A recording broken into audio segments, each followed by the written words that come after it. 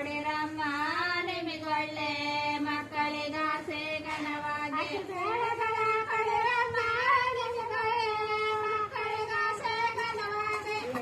ಕಂದ ಕಾಲಿಗೆ ಗೆಜ್ಜಿಲ್ಲ ಮೆನ ಮಾಣಿಕದಾರಳಿಲ್ಲ ಕಂದ ಕಾಲಿಗೆ ಗೆಜ್ಜಿಲ್ಲ ಮೆನ ಮಾಣಿಕದಾರಳಿಲ್ಲ ಈ ಊರ ರಜ ಬೀದೆಗೆ ಸುಳವಿಲ್ಲ.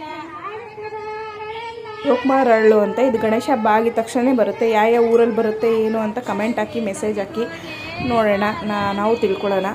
ಈ ನಾವೇನೇನು ಕೊಡ್ತೀವಿ ಅಂದರೆ ಅಕ್ಕಿ, ಬೇಳೆ, ಬೆಲ್ಲ, ಒಣಮೆಣ್ಸಿನ್ಕಾಯಿ, ಉಪ್ಪು, ಅಡುಗೆ ಎಣ್ಣೆ, ಸಾಸಿವೆ ಎಲ್ಲ ಕೊಡ್ತೀವಿ.